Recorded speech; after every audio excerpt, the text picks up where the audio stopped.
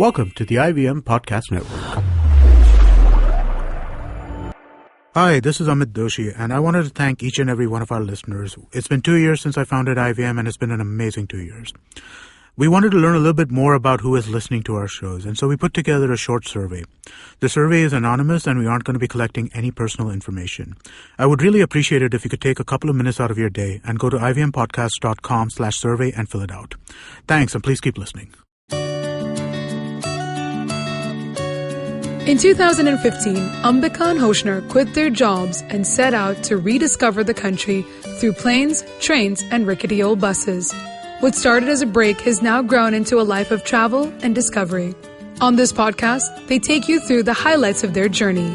This is the Rediscovery Podcast. So this week we take you to the beating heart of Punjab, Amritsar. So in November last year, we spent 3 weeks traveling around Punjab. We went everywhere from Chandigarh to tiny little villages called Gurdaspur down to Bhatinda. And mostly we traveled on, Punjab's excellent bus network, which is superb. And we loved everything about Punjab. I mean, the people, the food, the hospitality.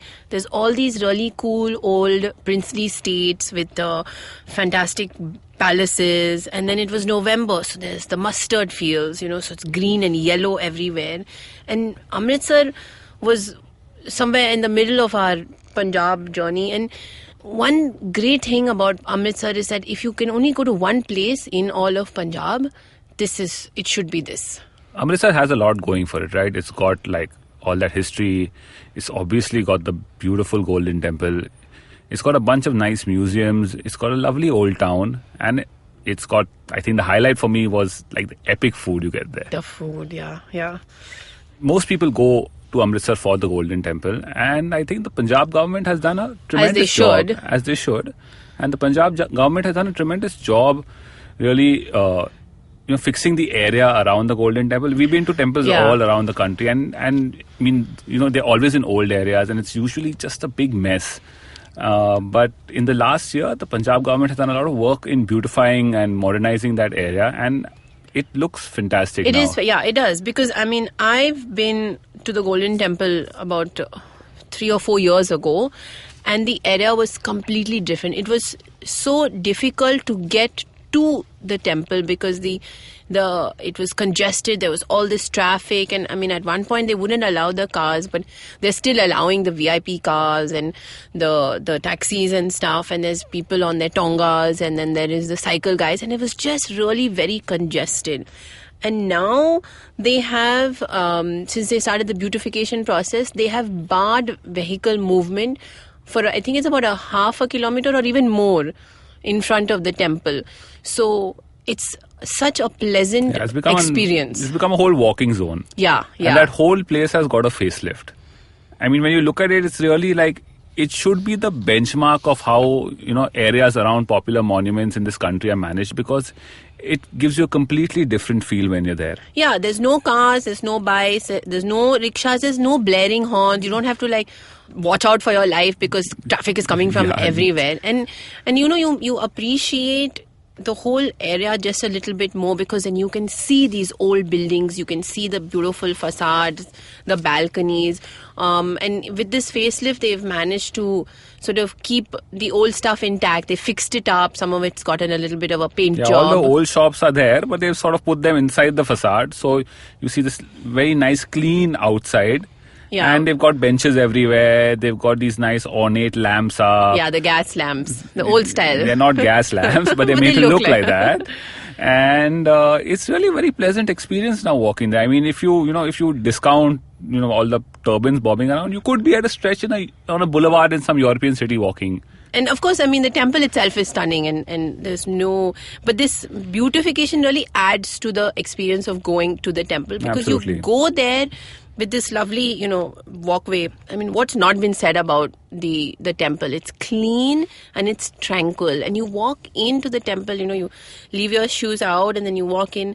And your first sight of that, and I've seen the Golden Temple 3 times now. And every time I've sort of been taken aback, I think. Yeah, this was my first time. And I think it was really special, because when we walked in, It was around sunset. Yeah, the nice light was there, and that whole that the sanctum in the middle of the water shimmering in that lovely gold, and it's like a sight when you first walk in. Yeah, and it's not gaudy or anything. It's not gaudy. It's a lot of gold, but it's not gaudy. It's like, whoa, it's impressive, Yeah. And it's sort of like you just have to stop for a couple of seconds and just take it in. Yeah, and then take all your photographs also.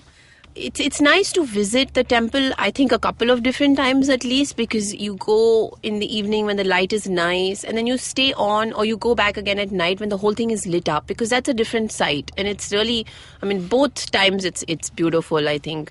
And it's very well managed. It's a large space, obviously, but it's huge. But it's clean. You have volunteers everywhere constantly cleaning the place.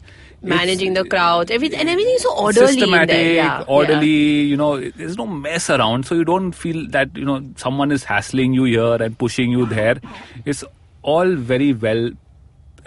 For me, if the outside is a benchmark of how you should manage areas around temples, I think the temple itself is a benchmark of how religious spaces in this country should be managed. So everybody knows about the Golden Temple's langar, which is what it's most famous for outside of the Sikh population. And we've learned that it's now, as of this year, it serves almost 1 lakh people every day. And that's free food for anybody and everybody who wants to go. Anybody can walk in. And this is in all Gurudwaras, but just the scale of it at Harminder Sahib is just different, right? Yeah, it's astonishing. And we saw that. And even here, we saw so many people coming and eating, and we also went and ate. And even there is you go through the path, you pick up your plate, you pick up your bowl and your spoon, and you go up or into the hall. You wait till the one seating is over if there is a little bit of a rush on that day, and then you go in and you sit, and then you're served, and it's all so very well managed. It's a lesson in management for sure, if nothing else. So we obviously went and partook of the langar, though our reasons were slightly different also. Yeah. When we were in Amritsar, obviously it was in November, and it was a week after our dear leader had pushed his brilliant move of demonetization down the nation's throat. And so it just happened that we were in the middle of Punjab, and we had reached a stage where he had almost no currency left. Yeah. It had become about, should I go and eat a nice meal somewhere and eat some local food, or should I swipe my card and go to Domino's? Because, I don't have cash. A nice meal here generally is, in a nice old dhaba, which is like 100 years old in the old town, which only deals in cash. And you go to small places, you travel, you're mostly dealing with cash. And then suddenly there was no cash. Yeah. So on our last day, finally, we said that, we must do langar again because we have no money to eat. Wasn't that bad, but we had very little money. It was close to that bad. It had reached a stage where we were saying कि भैया पंजाब हो गया, अभी हम घर चलते हैं. हाँ, थोड़ा लंगर खा के पैसे ही नहीं है, क्या करें? Yeah, so that's what we did. And the food is yummy. So regardless of whether you have money or not, you must have at least one meal at the Golden Temple. And once you're done enjoying this meal, you've sat, you've taken in the whole temple, the experience, eaten that yummy prasad that they give you. Oof, that's just too good also. Seen the inside. The prasad is like fully full of ghee, right? Yeah. And you have to see it. So good. You eat the prasad, your hands are all oily, and you have all these old Punjabi uncles, and that ghee goes straight on their beard. They're rubbing their face and their beards and oiling it nicely. Yeah, with the ghee. Why not? I also did that. Hair is meant to be oiled. So then we took some time to take in the old town behind the temple and around the temple, and you sort of that part hasn't gotten quite the facelift that the front has. But it's nice because that old town also has its own charm, and we really enjoy walking around these lanes in old cities and old towns which have had history, and there are lots of similarities between these kind of towns wherever they might be. They'll always have these ornate balconies and nice, doorways and windows with carvings, and some of them have these figureheads of angels and stuff on the top of the doorways. Yeah, funky carvings and it's all nicely wood. A lot of wood is used. Yeah, some beautiful doors. Intricate work on the wood, yeah. and you're like walking through these lanes, and you're looking up all the time, gaping at everything around. Yeah, and I think it's in danger of you being run down by someone there. But yeah, that's pretty trafficy. But you can, spend a few hours definitely walking around. And then there's the old markets which sell everything you want, from your Amritsari clothing to the saris, to the shoes, and then obviously all the food that you can eat. best. The kulchas, they are dripping with the makhan, and then the jalebi walas, and the lassi walas, and the doodh walas. Yeah, the Punjabis, they love their milk. Yeah, there's doodh and the lassi walas everywhere. So right opposite our hotel, there was a small doodh ki dukaan, and it was tiny. It was maybe 3 or 4 feet across, and 2 guys could fit into it. Out of those 2 guys, one was really huge. So, it was not much space for the other guy. But there was constantly a line outside that shop. Yeah, and Hoshna was constantly in that line. Yeah, he had this thick, awesome lassi, and they eat like a lot of dahi there. So yeah, the dahi, the curd, the yogurt, for anyone who doesn't know what dahi is, was thick and so creamy. And that guy in front of him has this tray of dahi, and it's a massive tray, and that tray is getting wiped out in like 5 minutes, in 10 minutes. People are coming and buying 5 kilos of dahi, 10 kilos of dahi. I don't know, what they're doing with it, but they're taking it home to eat it, no? What else they'll do? And so that one tray is over, and the next tray comes out, and the third one comes out. Yeah, and if you go too late in the evening, then the dahi is over. So you have to sort of go a little bit in time. So there's dahi and there's lassi. Punjab is obviously famous for its lassi, and there's a couple Malai of market. Malai market. Lassi with so that extra dollop of malai on top. Yeah, it's not like lassi you eat anywhere else. It's the one with the dollop of the malai on top. Not very far from the Golden Temple, of course, is another very important place that people visit, which is the Jallianwala Bagh, and it's a sad place, given the history of what occurred over there, and it's a somber place. And you walk through the narrow lane to get to the garden, to the well, and you see the bullet holes everywhere, and you read the accounts of the survivors in the museum. And it really takes you back to that place, because when you're walking, through that lane, and it's a really narrow entryway to the Bagh, and you know that's where at that time the Brits stood, and they pumped bullets into a whole lot of people. Yeah, and it's sad, but I think it's important to visit, to understand these little parts of history that went into creating the independent India that we have. Nice, serene garden. Yeah, it's a lovely garden. But the context of it is still very somber, obviously. Yeah. And another important place that we went to, which had just opened a couple of months before, is the Partition Museum, which is not far from the temple and the Jallianwala Bagh. And it's a really wonderful museum because they've put together... It's very well done. Yeah, very well done and very well laid out, very easy to navigate. And that's saying a lot for museums in India. Some of them are not the best. And it's not a typical museum. It's not like it has any artifacts. It's basically a lot of photographs. Yeah, stories. And audio visuals of, accounts of people who survived that time, people who crossed over from, the Pakistan side of Punjab into India. Yeah. And just what they went through, and it's quite staggering when you hear those accounts. And it's something that you really, you don't really think about so normally, much. Right? Yeah. And this is such an important part of the history of that state that necessarily people from other parts of India don't really connect with. But the museum, I think, is really going to help in ensuring that, we learn a little bit more. And the accounts, some of them are really happy also stories of how people were connected and they reunited. So that's nice to see also. The main old area of Amritsar, I think that's where most people stick to, when they go to Amritsar. You go to the temple, you go to Jallianwala Bagh. If you're so inclined, you go and see the museum. But then that's it. Most people bounce, and big mistake. Big mistake, because the best or one of the top things about Amritsar for sure is all the food. Now, the area around the Golden Temple is vegetarian.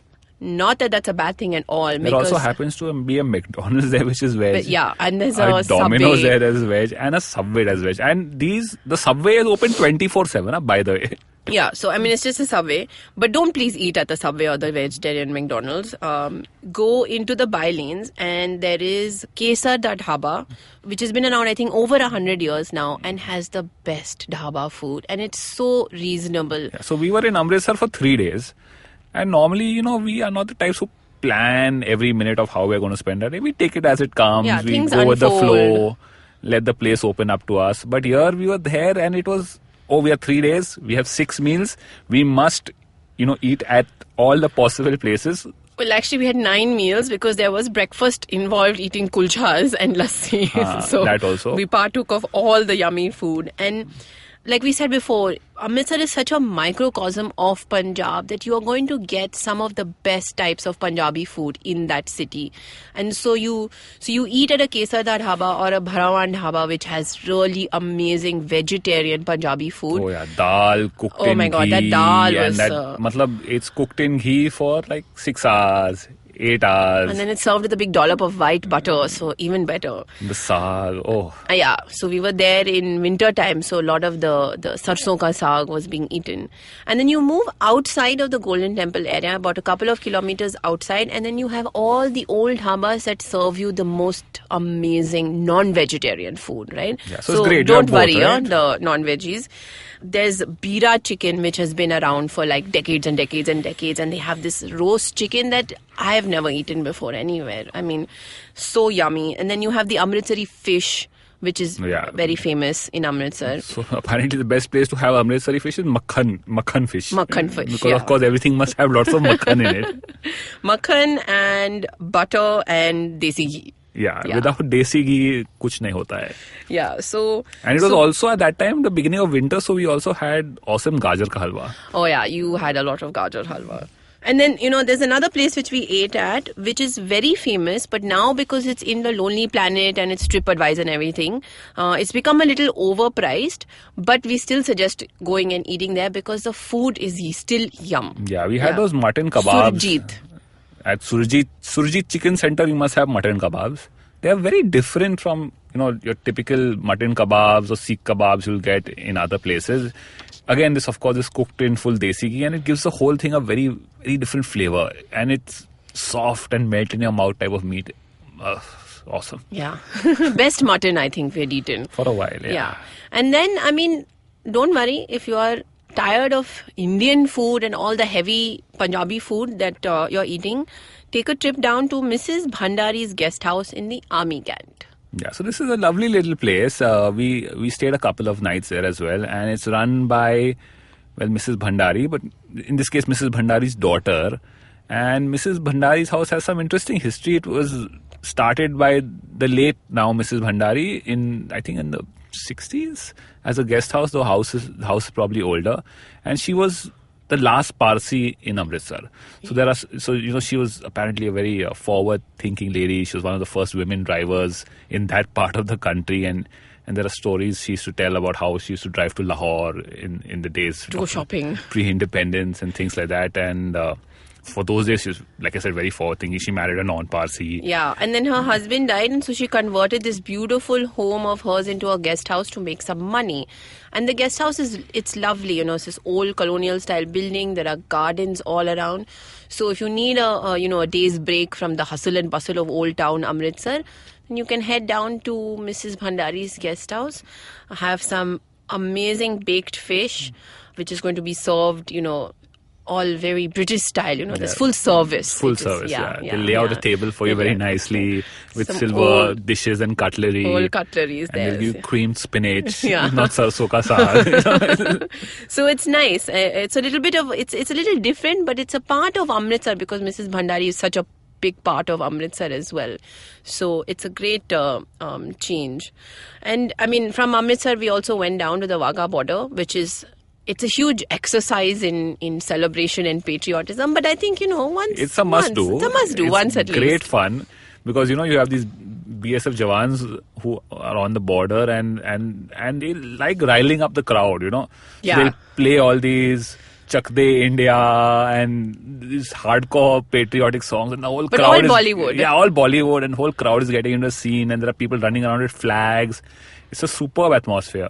Yeah, so Punjab, I mean, Amritsar has like little bit of everything, I think, and it's a great place to spend a few days eating and wandering. Yeah, so you go to Amritsar, you obviously check out the Golden Temple, you check out the stuff around the temple, you walk in those lanes, have some jalebis, have some lassi, and then you check out the Wagah border ceremony and maybe end your time at Mrs. Bhandari's. Yeah. So if you want to hear more about our journeys across Punjab and the country, you can check out our website, which is www.rediscoveryproject.com. We're also on Facebook and Instagram. So till next time, bye-bye. In the next episode, we take you to the beautiful region of Cherrapunji, the wettest place on earth, and its incredible living root bridges. The Rediscovery Podcast is an Indus Vox Media production. If you like listening to this podcast, check out their entrepreneurial podcast, My Neighbor Zuckerberg, where Munaf Kapadia and Nabil Merchant talk to like-minded entrepreneurs about their struggles and successes. New episodes every Monday.